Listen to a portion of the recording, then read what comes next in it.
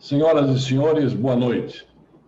Declaro aberta a quinta reunião do ciclo de audiências públicas sobre desenvolvimento regional e turismo na Comissão de Desenvolvimento Regional e Turismo. Nosso objetivo é fomentar o debate sobre temas da Agenda de Desenvolvimento Regional, discutindo soluções legislativas para o seu aprimoramento.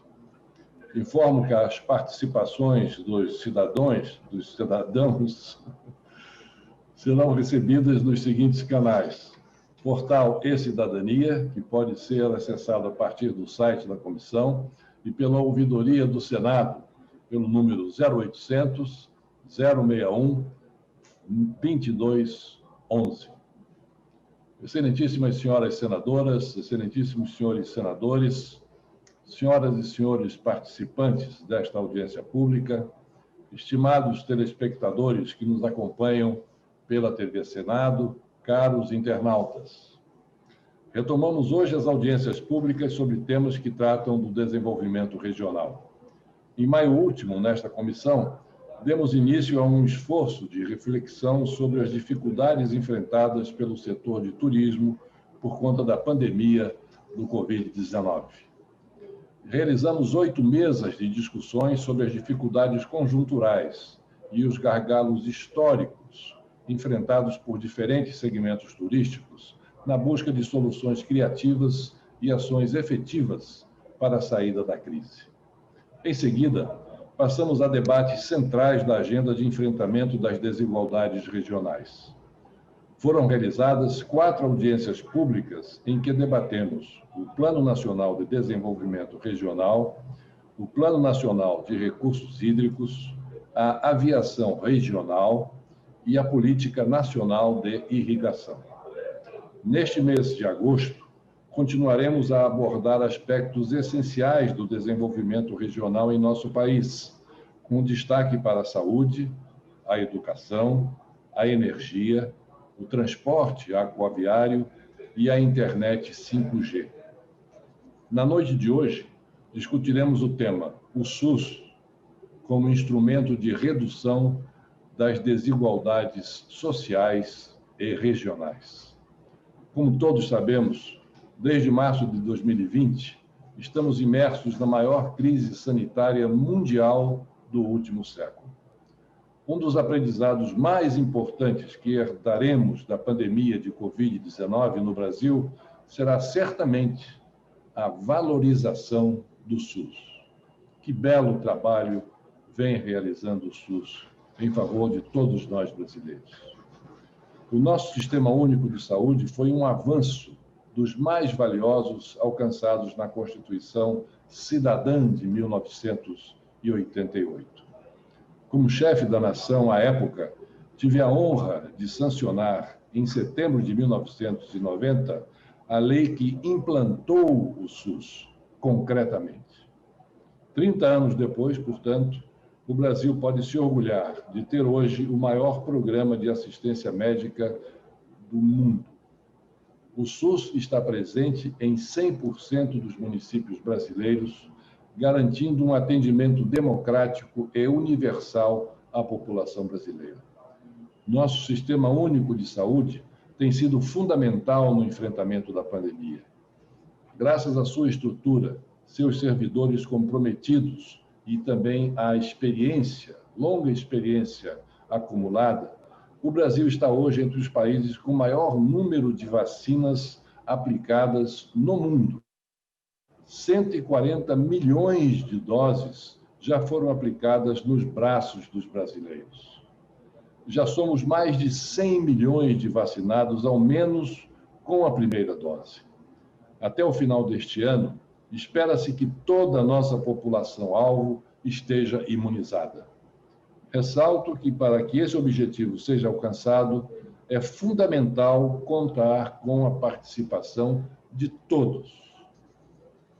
A vacina é hoje um instrumento mais efetivo de combate ao vírus e, portanto, o caminho mais curto e eficaz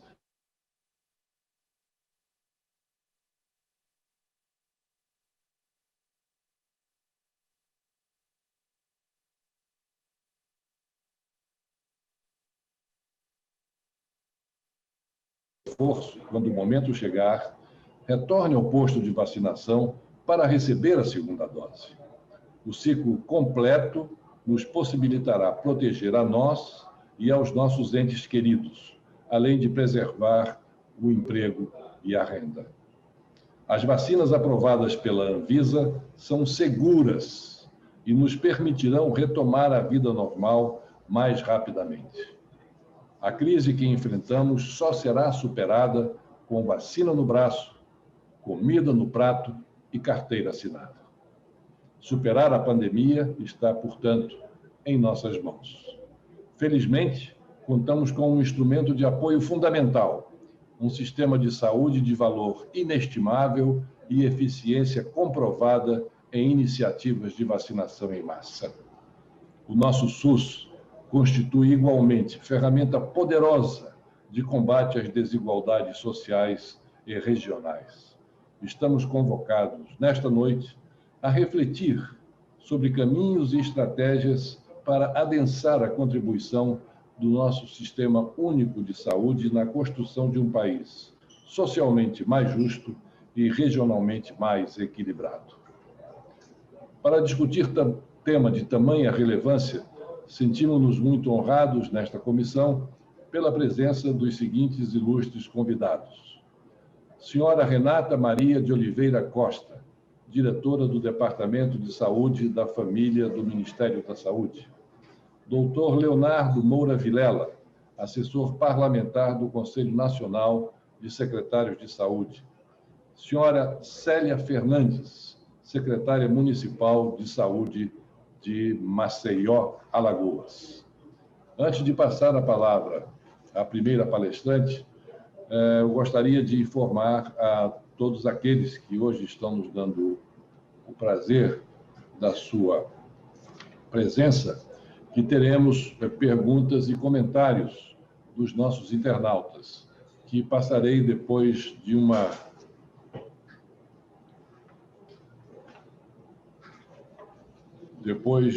escolha feita entre as diversas perguntas e comentários que chegaram, aquelas que nos pareceram representativas do maior número possível dos que estão participando, estão nos dando hoje o prazer da sua audiência, os nossos internautas. Como perguntas que eu deixaria para todos os nossos participantes, eventualmente, durante as suas falas, responder ou comentar, estão aqui a de Vitor Emanuel, do Paraná, de Luiz Lago de São Paulo e de Débora Calisto, respectivamente.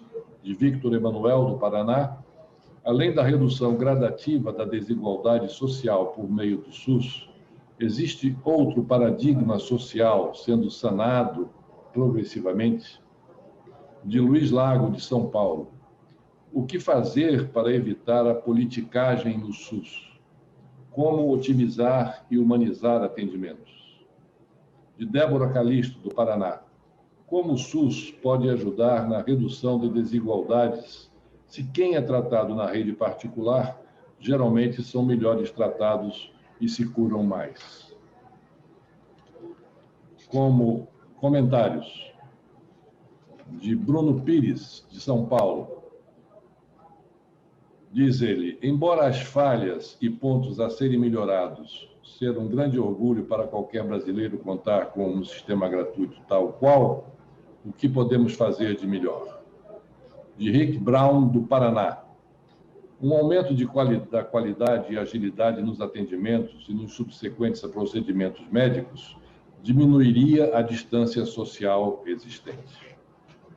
Dito isto, tenho a satisfação de passar a palavra à senhora Renata Maria de Oliveira Costa, diretora do Departamento de Saúde da Família do Ministério da Saúde.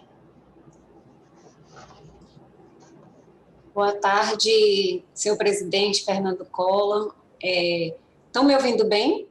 O áudio está bom? Gostaria de agradecer o convite.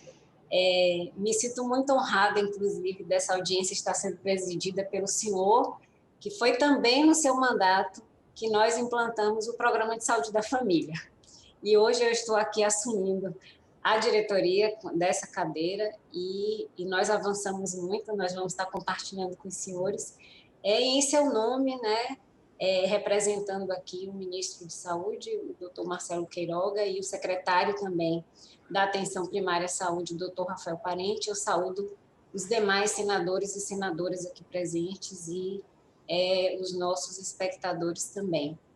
Eu vou compartilhar uma apresentação que ela está um pouco longa, mas eu não vou me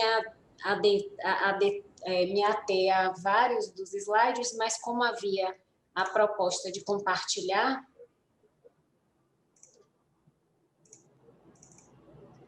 com os participantes, eu mantive os slides e depois me coloco à disposição, obviamente, para qualquer questionamento. Já conseguem visualizar aí? Sim. Então, a Secretaria de Atenção Primária, né, que foi recentemente implantada aqui no Ministério da Saúde, ela contempla 3 departamentos, o Departamento de Saúde da Família, o Departamento de Ações Programáticas Estratégicas e o Departamento de Promoção da Saúde. Obviamente que quando a gente fala de desigualdades, a gente não está falando apenas da atenção primária, né? E eu acredito que eu estar aqui hoje representa a capilaridade que esse nível de atenção tem para o cuidado das pessoas, né? E com certeza isso reflete nessa questão das desigualdades.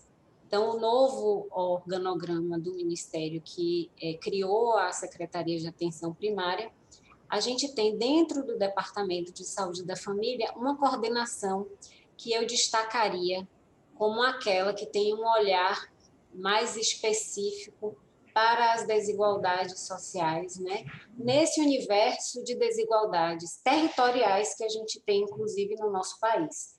Nós temos, né, a gente costuma dizer que o Brasil tem um território, né, de base continental mesmo, com regiões que têm características bem singulares e que são incomparáveis, na verdade, né, se a gente for pensar a região norte, região sudeste, o nordeste tem características específicas, mas existe, do ponto de vista do cuidado na saúde, né, em cada território desse, populações que exigem de nós um maior cuidado, uma maior atenção. Então, assim, inicialmente, só para contextualizar um pouco do conteúdo que a gente trouxe para compartilhar com os senhores e as senhoras, em relação ao conceito de igualdade e de equidade, né? Porque a gente parte do princípio de que, obviamente, que o SUS traz a igualdade, né, como esse conceito que a gente usa na 80, né, que o presidente já comentou aí, que foi promulgado na sua gestão, igualdade da assistência à saúde sem preconceito ou privilégio de qualquer espécie. Entretanto, a gente tem que considerar, sim, as desigualdades que existem, as iniquidades que existem, né, tanto do ponto de vista de saúde, mas social e econômico também. E, portanto, nós trabalhamos como princípio do SUS o princípio da equidade, né, que é o princípio que trata cada usuário dos serviços segundo suas necessidades de saúde. Então, nós permeamos, né, as nossas políticas, na verdade, elas vêm contemplando esse princípio de equidade que nos faz pensar num tratamento desigual para os desiguais, né, buscando, obviamente, a justiça social. Nós trabalhamos também com o conceito ampliado de saúde, né? E aí a gente trouxe aqui a estrutura das iniquidades, né? Porque ela advém desse conceito ampliado de saúde que a gente tem e, portanto, de todos os fatores que impactam na saúde das pessoas. E, obviamente, que isso vai interferir na sua vida social, na sua vida laboral e inclusive, com as questões, obviamente, do turismo, que é alvo dos debates também dessa comissão, né? Então, nós temos fatores estruturais em relação, né, à estrutura política, socioeconômica, ambiental também, a questão do patrimônio, né, e e outras questões que são mais estruturais. Temos também as condições de vida como fatores também determinantes da saúde, que vai desde os ciclos de vida, né, até as questões de renda, de proteção social, e tem também, obviamente, as questões que a gente está trazendo como essa dimensão prática aqui, né, que é da governança dos direitos humanos. E, portanto, a gente trabalha nessa perspectiva de garantir equidade. Vou apresentar um pouco o cenário atual, digamos, dessa rede, né, a rede de atenção primária, que tem uma maior capilaridade no SUS, embora a gente tenha também a atenção, né, especializada, as ações de vigilância das outras áreas aqui do Ministério da Saúde, mas, com certeza, essa rede de atenção é a que está em todos os 5.570 municípios do nosso país. Então, atualmente, nós temos 46.364 equipes de saúde da família, 2.676 equipes de atenção primária. São equipes, né, que nós flexibilizamos a composição da equipe de saúde da família para que a gente pudesse expandir a cobertura, garantindo o melhor acesso das pessoas ao cuidado nesse nível de atenção. Estamos com 27.450 equipes de saúde bucal, 262.827 agentes comunitários de saúde, também implantado, presidente, em 91, né, o Programa dos Agentes Comunitários de Saúde, 2.881 laboratórios regionais de prótese dentária, aí entrando na saúde bucal já, 1.178 centros de especialidades odontológicas, 302 equipes de atenção básica da saúde prisional, 148 equipes de consultório na rua, e aí já também fazendo um destaque, né, que as equipes de consultório na rua, de fato, a gente é uma estratégia, né, que vem para cuidar de uma população que está crescente, né, no nosso país, obviamente pela crise sanitária e que tem um impacto também, né, gerando uma crise também socioeconômica, então a gente tem percebido, e aí depois eu vou falar de algumas ações que a gente vem trabalhando nessa perspectiva das pessoas que vivem em situação de rua. 94 unidades odontológicas móveis, 183 equipes das populações ribeirinhas, né, de saúde ribeirinha, e 29 unidades básicas fluviais, porque na região norte, né, de fato, a gente tem aquelas comunidades que vivem em território, né, disperso e que precisam dessas unidades para ter acesso à saúde, porque é muito difícil, né? Tem locais que são 3 dias para você, de viagem ou mais, para você conseguir um atendimento. Então, a atenção primária, como eu falei, ela, né, é ordenadora dessa rede de cuidado, coordenadora do cuidado e ordenadora da rede, e a gente trabalha nessa perspectiva de promover a equidade, mas lembrando aos senhores, né, que não é um trabalho exclusivo do Ministério, que é um trabalho tripartite, e, portanto, nós dependemos também da ação, tanto do gestor estadual como e principalmente do gestor municipal, que está mais próximo dessas necessidades. E aí a garantia do acesso, né, que o SUS estabelece por meio da atenção primária, mas, obviamente, uma atenção integral também, né, que garanta que qualquer cidadão, em qualquer lugar, ele possa acessar as ações de saúde que ele tiver necessidade. E aí, no contexto da equidade também, a gente chama atenção a essas singularidades que eu também pretendo tocar aqui, que é a questão da diversidade cultural que a gente tem no nosso país também e que exige, sim, um olhar específico. Bem, já existem algumas políticas voltadas, né, para a promoção de equidade, que já estão implantadas, né, publicadas, regulamentadas, que é a Política Nacional de Saúde da População Negra. Nós temos também uma portaria que implantou a Política Nacional de Saúde Integral à população LGBTQI+. A outra portaria que já tem um olhar, né, mais específico para o cuidado das pessoas, das populações do campo, da floresta e das águas. Temos uma portaria que cuida, que é a Política Nacional de Atenção aos Adolescentes, né, em situação, em conflito com a lei, na verdade, que prestam medidas socioeducativas, e a Política Nacional de Atenção Integral à Saúde do Povo Cigano-Romani. Essas são populações que, digamos, historicamente, né, apresentam uma maior vulnerabilidade social, seja por conta, né, de características específicas do ponto de vista de laboral ou de situação, né, de costumes, de cultura, enfim. E nós temos políticas específicas para tratar dessas populações e tentar respeitar essa singularidade quando nós cuidamos da saúde dessas pessoas.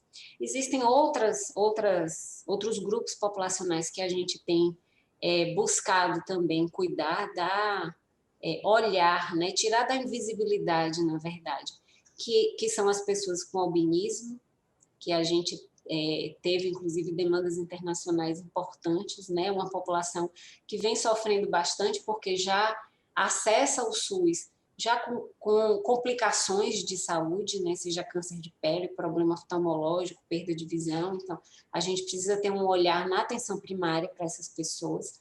A população de imigrantes, refugiados e apatriados, né? A gente teve aí já alguns episódios de uma imigração bem relevante, significativa no nosso país, e a gente precisa pensar na saúde, né? Não só individual, mas coletiva também, dessas comunidades que abrigam essas populações.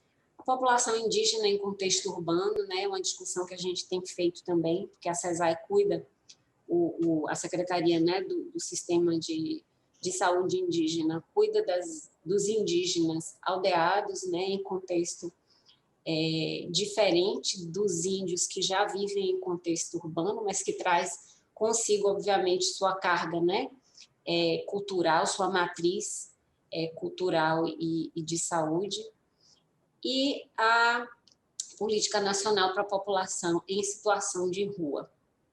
Então, são vários grupos populacionais que eu apresento aos senhores, que nós, na atenção primária, né, e olhamos também, né, e articulamos e fazemos provocações para que a rede de atenção à saúde tenha um olhar singular para essas populações, para esses povos, para que a gente diminua as iniquidades e consiga garantir uma melhor qualidade de vida, uma melhor saúde para essas populações. Então, eu tenho uma série de portarias de financiamento, de material, de investimentos, que a gente tem feito nesse sentido. Eu vou passar mais rapidamente essa parte, tanto de fomento, né, as estratégias que a gente traz, mas aqui é só um exemplo, né, da população, da Política Nacional de Atenção aos Adolescentes, né, em conflito com a lei, que a gente ampliou o número de equipes que cuidam dessa população. Bem, no âmbito do Covid, e aí, presidente, o senhor foi muito feliz, né? Eu agradeço as palavras, porque como servidora pública é um acalento a gente ver uma defesa do SUS e um reconhecimento pelo trabalho que foi feito. De fato, foram meses, né? Anos agora, bem difíceis, mas que nós não medimos esforços para garantir de que hoje nós tivéssemos esse cenário aí de vacinação, né, da nossa população mais protegida. E, com certeza, né, também considerando a relevância da situação social e econômica como um determinante de saúde, o quanto é importante a gente estar conseguindo avançar no retorno das atividades, né?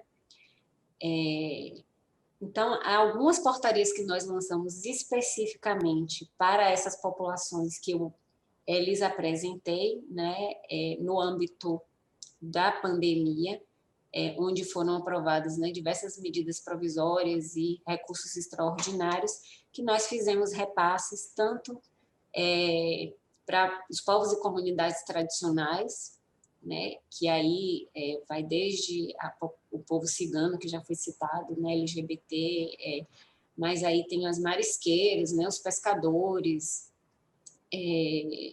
um leque enorme de povos que vivem em situação já de vulnerabilidade, as pessoas com albinismo, que eu havia citado, né, essa outra portaria 894 que nós repassamos também para várias estratégias, incluindo os povos e comunidades tradicionais, as equipes de consultório na rua, que além de repasse de um incentivo específico para que essas equipes, né, pudessem ter melhores condições de trabalho para atender essas pessoas e essa população que vem crescendo, nós também publicamos essa portaria 1255, que reviu os critérios para os cálculos do número de equipes a serem implantadas, aumentando, né, a possibilidade dos municípios de implantar mais equipes para que essa população seja melhor atendida.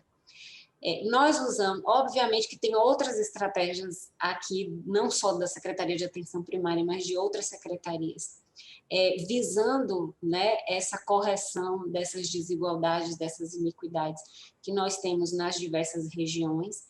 Aqui mesmo na SAPES, né, eu poderia citar, por exemplo, o acompanhamento das condicionalidades do Bolsa Família, que é feito pelo Departamento de Promoção da Saúde.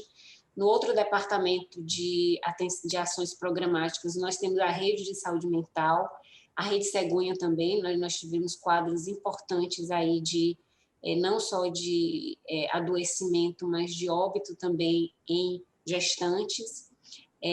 Enfim, acho que tem uma série de questões, ainda temos muitos desafios pela frente, temos consciência de que o pós-pandemia também, né, nos traz demandas importantes em relação a nós estarmos pensando a equidade.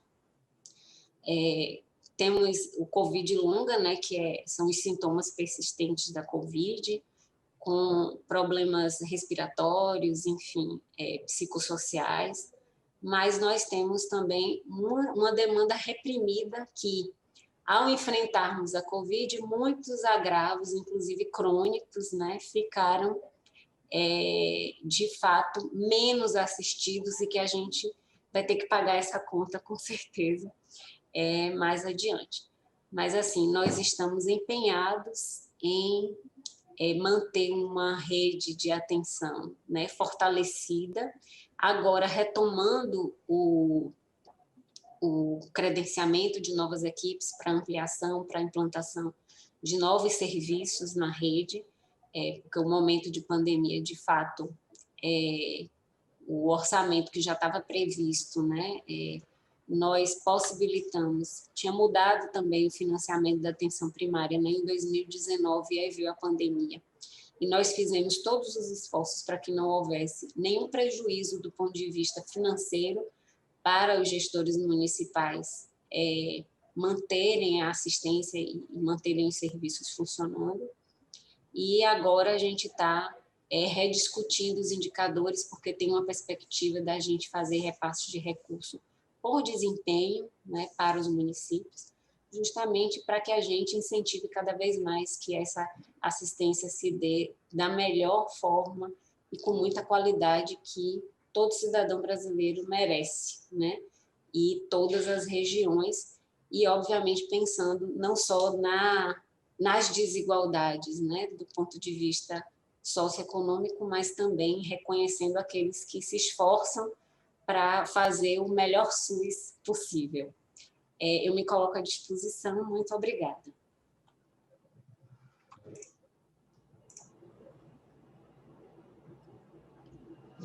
Muito obrigado à senhora Renata Maria de Oliveira Costa pela sua excelente exposição, pela sua competência e pela sua simpatia. Muito obrigado. Passo agora a palavra ao doutor Leonardo Moura Vilela, assessor parlamentar do Conselho Nacional de Secretários de Saúde. Senhor presidente Fernando Collor, a quem cumprimento a todos os senadores, senadoras, meus cumprimentos também aos convidados, a senhora Célia Fernandes, secretária de Saúde de Maceió, a senhora Renata de Oliveira, diretora da Secretaria de Atenção Primária do Ministério da Saúde, aos telespectadores, internautas, a todos que nos assistem. Bem, eu quero parabenizar o senador Fernando Collor pela oportunidade da Comissão de Desenvolvimento Regional e Turismo, que Vossa Excelência preside, de ter de estar fazendo esse debate do SUS como instrumento de redução das desigualdades sociais e regionais no âmbito do ciclo de debates sobre desenvolvimento regional. Quero dizer que eu represento aqui o CONAS, que é o Conselho Nacional de Secretários Estaduais de Saúde.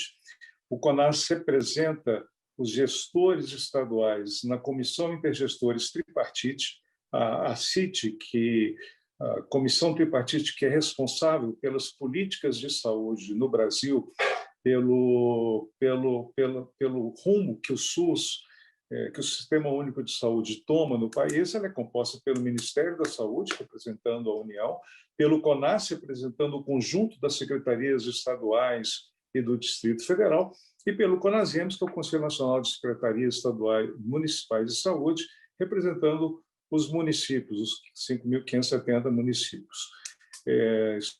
Estou aqui representando o presidente Carlos Lula, secretário de Saúde do Maranhão, que não pode estar presente. Bem, eu gostaria de começar a minha exposição lembrando que 160 milhões de brasileiros dependem exclusivamente do SUS. Eles dependem desde a atenção primária, que foi colocado muito bem pela diretora Renata, até a alta complexidade, passando pela atenção especializada.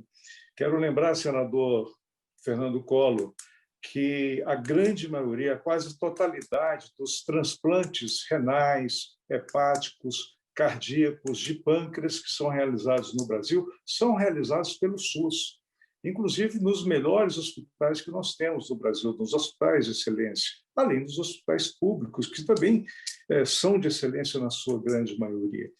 Eu quero lembrar que não só esses 160 milhões de brasileiros dependem do SUS, mas a totalidade dos brasileiros, dos 213 milhões de brasileiros, também dependem do SUS. Por exemplo, no Plano Nacional de Imunizações, no PNI, todos os brasileiros estão tendo acesso à vacinação contra a Covid-19 através do SUS. Todos os brasileiros, sem exceção, têm acesso aí a cerca de 20 vacinas contra as mais variadas doenças pelo Sistema Único de Saúde. Da mesma forma, todo brasileiro é beneficiado pela vigilância sanitária, que é feita tanto pelos municípios, quanto pelos estados, quanto pelo governo federal, quanto pela União, quanto pelo Ministério da Saúde. Os medicamentos de alto custo, que muitas vezes custam dezenas de milhares de reais, são bancados pela União para os pacientes de qualquer faixa social, econômica, etária, enfim. Esse é o SUS que nós temos. E é o SUS que, inclusive, respondeu de forma excepcional à pandemia. É claro que foram injetados recursos, foi dado condições aos estados e municípios para que se preparassem, e o que nós vimos foi que o Brasil resistiu bravamente a essa pandemia, exceto casos pontuais, como o de Manaus, por questões muito particulares, singulares da região, né, que enfrenta dificuldades logísticas, que foi a primeira a ser atingida pela pandemia, que foi a primeira a ter a segunda onda, enfim. Mas o sistema de assistência do Brasil não colapsou. Ao contrário de países desenvolvidos, como nós vimos na Itália, como nós vimos na França e outros países, na Suíça, países de primeiro mundo, ricos, com recursos abundantes e que tiveram problemas aí em adaptar a sua rede de assistência diante de uma pandemia tão avassaladora. Portanto, o SUS hoje cada vez mais é respeitado pelos brasileiros e é tido como uma grande conquista. E Vossa Excelência tem toda a razão em se orgulhar de ter sancionado a lei do SUS. Essa talvez tenha sido a maior conquista do povo brasileiro nos últimos 30, 40 anos. Eu queria lembrar que eu ousaria dizer que o Sistema Único de Saúde, o nosso SUS, é o maior programa social e de distribuição de renda do governo federal. Eu não tenho dúvida, além de ser um sistema único de saúde, público, gratuito, ele é um programa social, sim, de extrema relevância. E é também um programa de distribuição de renda. Só queria lembrar aqui, aos que nos assistem, vou dar o exemplo dos Estados Unidos, que são o país mais rico do mundo, o maior PIB, a maior potência econômica, militar, tecnológica do planeta. E os casos de saúde nas famílias americanas são dramáticos. As pessoas têm que desembolsar, têm que tirar dinheiro do próprio bolso para bancar seus planos de saúde ou tratamento direto na rede privada.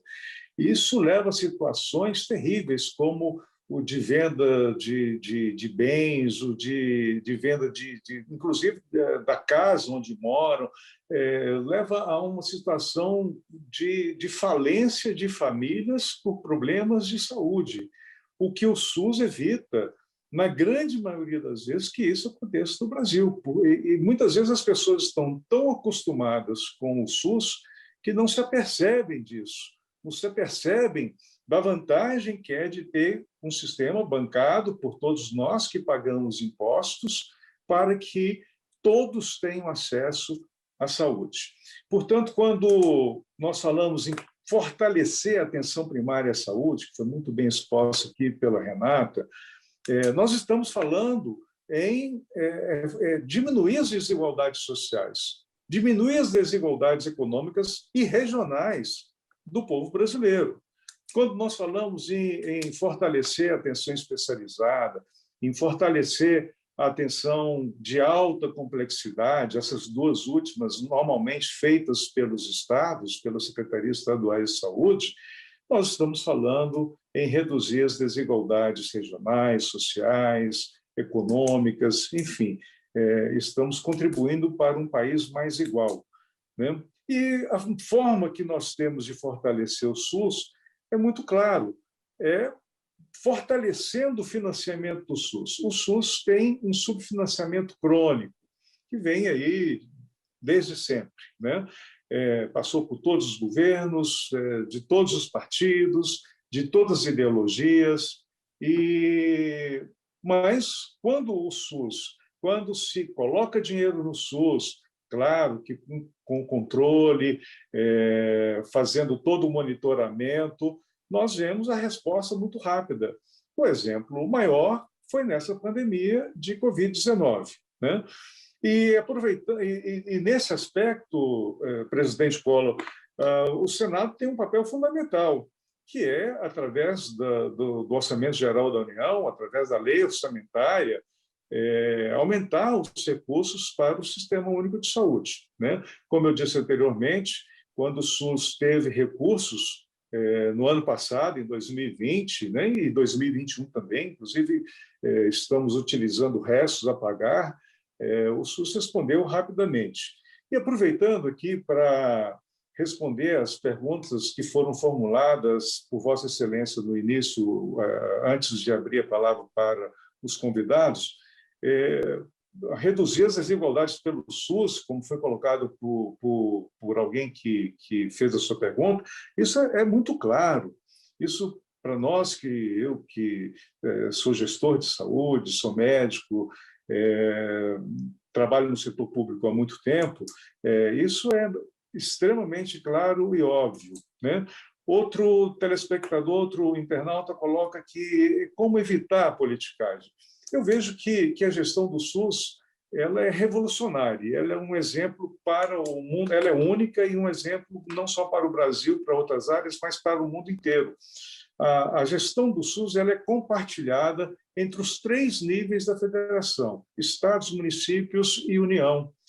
e tem um controle social através dos conselhos de saúde, em nível nacional, estadual e municipal, que é exercido pela população, pelos usuários, pelos prestadores de serviços, pelos trabalhadores na saúde.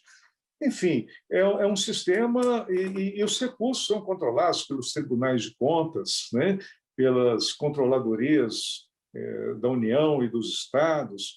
Enfim, a gestão do SUS ela tem barreiras, ela tem proteções, blindagens contra a politicagem aqui apontada como deletéria aqui pelo internauta. Como humanizar o atendimento? Esse tem sido um grande desafio. E, na minha experiência, nós temos avançado muito na humanização do atendimento do SUS.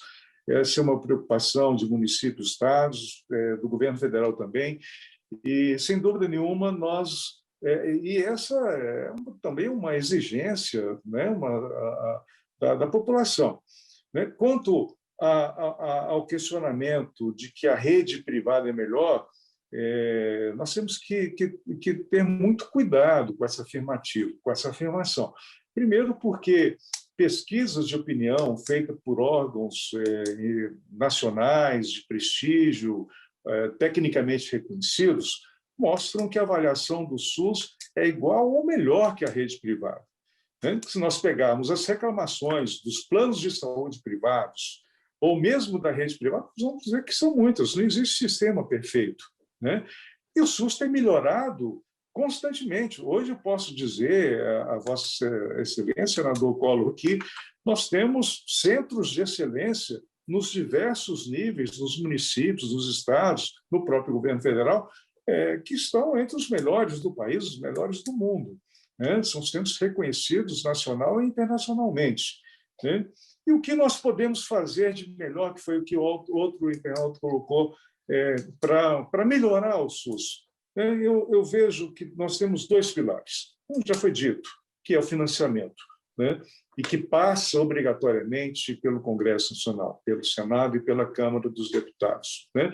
E aí fazemos um apelo aos senadores para que nos ajudem a colocar um orçamento que seja condizente com a importância do SUS para exercer as suas funções. A outra é a gestão. Né? Nós temos aprimorado a gestão. Essa gestão, nos 3 níveis, ela tem estado permanentemente, é uma luta permanente. Eu noto que, claramente, nós estamos melhorando a gestão. É claro que ainda há um longo caminho a percorrer, mas com financiamento adequado, isso se torna muito mais fácil. Né? É muito mais fácil fazer dessa forma, com um financiamento adequado, um planejamento a médio e longo prazo, fazer a execução de forma correta, né? De forma sem desperdício de recursos e de forma a que cada centavo investido se reflita na melhoria das condições de saúde e das condições de vida de cada brasileiro. Era isso que nós gostaríamos de comentar, de ponderar, e, mais uma vez, parabéns pela brilhante iniciativa, senador Fernando Collor. Muito obrigado.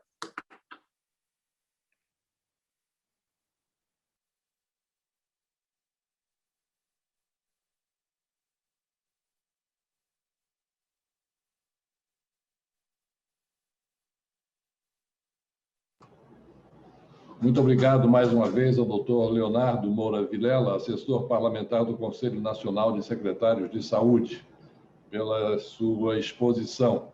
E agora tenho a honra de passar a palavra à Sua Excelência, a senhora senadora Soraya Tronic.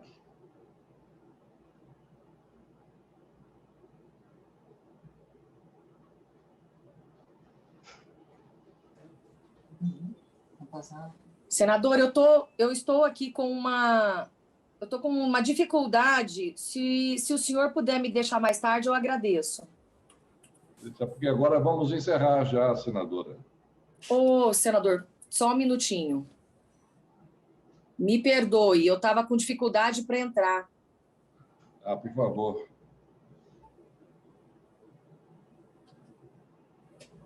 Estou com dificuldades aqui na sessão remota. Então, eu vou liberar, não consigo ativar nem meu vídeo. Eu agradeço, então, senador. Desculpe o transtorno. Não há nenhum transtorno, senadora. Muito obrigado. Passo, então, a palavra à senhora Célia Fernandes, secretária municipal de saúde de Maceió. Seu microfone está desativado. Seu microfone está ativado. Acabei de falar. Acesso. Ok. Se eu pedir para iniciar seu vídeo, ok. Não, mas não vai aparecer, não. Tá aqui, você fica...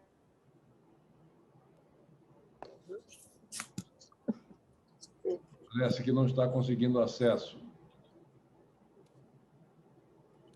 Não vai sair, né? Você só quer que não faça isso. A secretária também parece que não está conseguindo acesso. Então, eu gostaria de cumprimentar os O anfitrião ativou o seu som. Eu pediria que a central colocasse o unmute na secretária Célia Fernandes. Agradecer aos palestrantes da noite de hoje. O que nós estamos tratando na Comissão de Desenvolvimento Regional e Turismo é exatamente a importância fundamental que tem todas as áreas na questão da desigualdade regional. Então, na área da saúde, sobretudo, o SUS é uma prova evidente de como nós podemos reduzir a desigualdade regional no item saúde. São de 100 a 150 milhões de pessoas atendidas anualmente, o que coloca o SUS como o maior programa de saúde social, de saúde pública do mundo democrático. Não há nenhum outro país que chegue perto do que o Brasil faz em relação à saúde de sua população, por intermédio de um instrumento tão vigoroso quanto é o SUS. Aqui foi falado da necessidade do seu financiamento, e isso é absolutamente indispensável.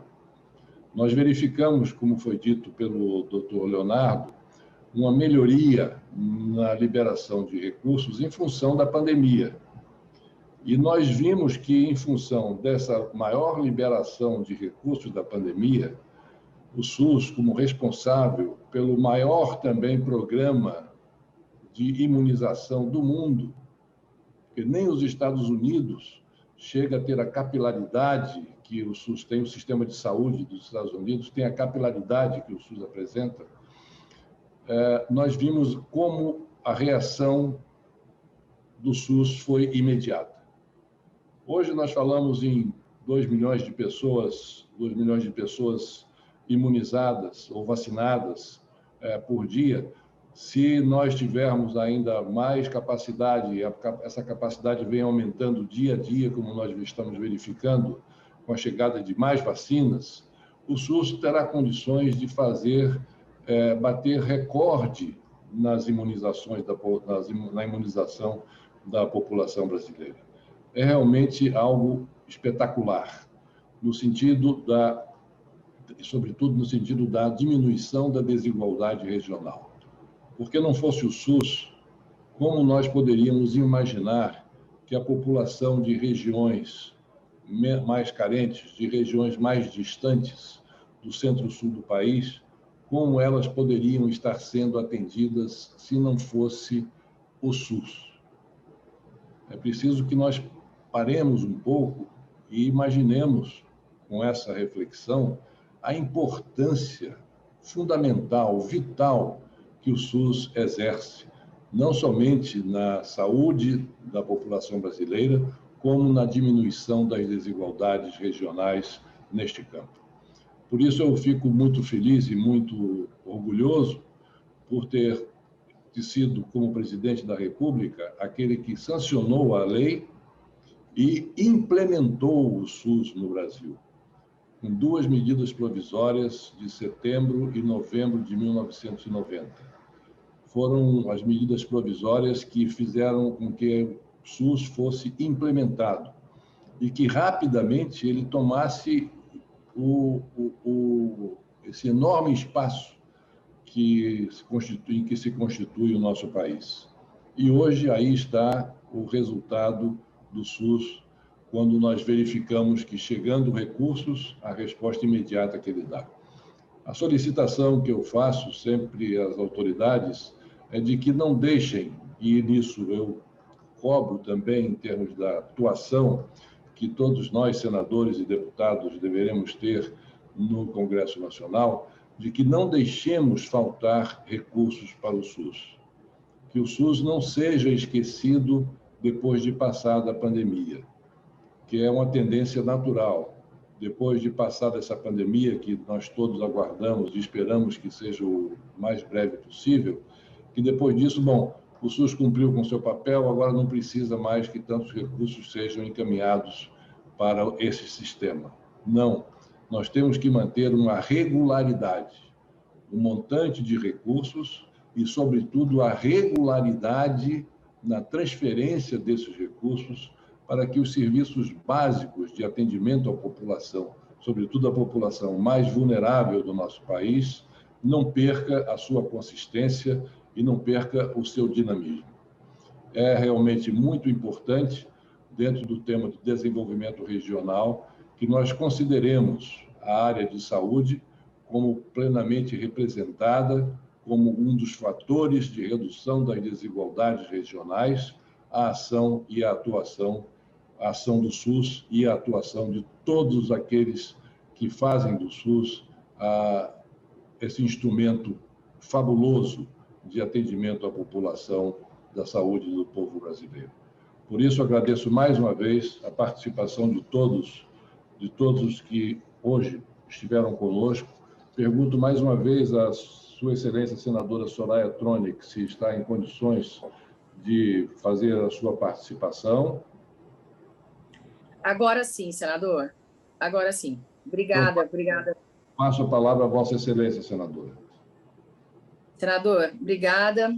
Perdoe mais uma vez a indisponibilidade aqui da minha internet. Mas, enfim, o que importa para nós todos, né, com esses debates, e nosso intuito é, acima de tudo, reduzir as desigualdades sociais. E em saúde no Brasil hoje, isso constitui, senhor presidente, um desafio inadiável. Apesar dos avanços dos indicadores básicos de saúde na última década, desigualdades extremas persistem, agravadas por variáveis regionais, de gênero, de raça, de educação, produzindo efeitos drásticos sobre as condições de vida, saúde e mortalidade da nossa população. Tais desigualdades sociais acumuladas ao longo da história agora se somam à pandemia. Na verdade, a pandemia escancarou os problemas estruturais do nosso país. Assim, vislumbrar o futuro pós-pandemia é também vislumbrar a possibilidade de mudanças que enfrentem a estrutura de desigualdades sociais, desenhando um país mais igualitário e justo. Observamos que a crise sanitária atual é mais grave para as populações periféricas, ribeirinhas, indígenas e quilombolas, relevando as desigualdades sociais de forma bruta e cruel. Assim, mesmo que o SUS tenha revelado sua eficiência frente ao Covid-19, o reconhecimento de vulnerabilidade de diversas ordens impõe o deslocamento do alvo da intervenção pública e das estratégias setoriais na direção da melhoria da qualidade de vida e da efetiva implementação dos direitos sociais e em saúde.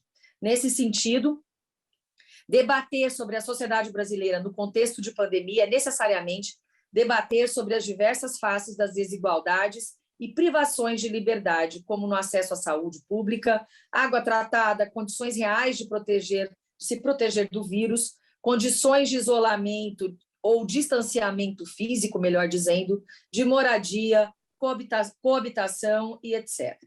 Importante ressaltar que falta de indicadores dos dados sobre os óbitos por Covid-19, tais como raça, sexo e classe, impacta, sobretudo, na formulação de respostas governamentais eficazes para atender aqueles que, para além da pandemia, sofrem com a não concretização da cidadania plena.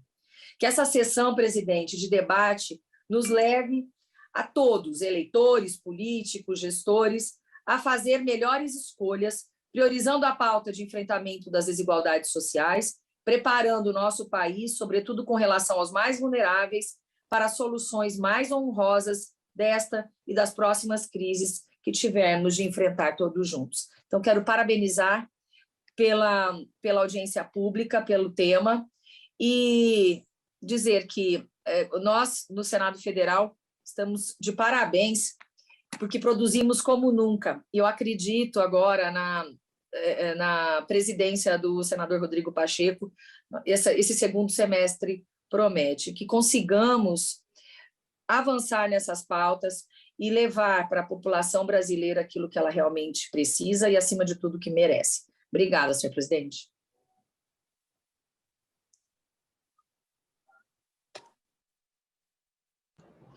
Muito obrigado, Sua Excelência, senadora Soraya Tronic, pela sua participação.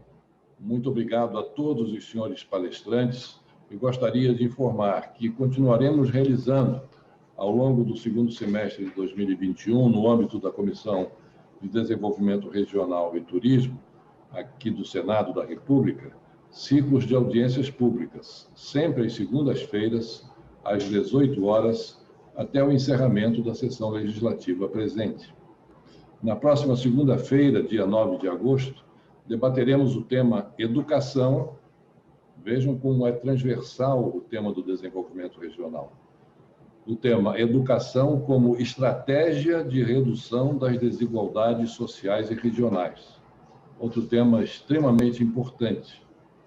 Receberemos representantes do Ministério da Educação, do Conselho Nacional de Educação e do Conselho Nacional de Secretários de Educação.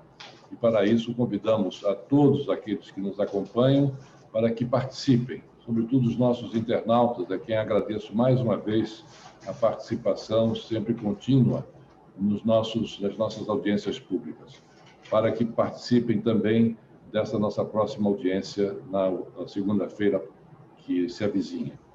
Gostaria de agradecer mais uma vez às Suas Excelências, as senhoras senadoras, às Suas Excelências, os senhores senadores, pela participação, agradecer aos senhores palestrantes pelas suas exposições, pelos seus esclarecimentos que foram prestados, agradecendo, enfim, a participação de todos. E nada mais havendo a tratar, peço licença para declarar encerrada a presente reunião, desejando a todos uma boa noite.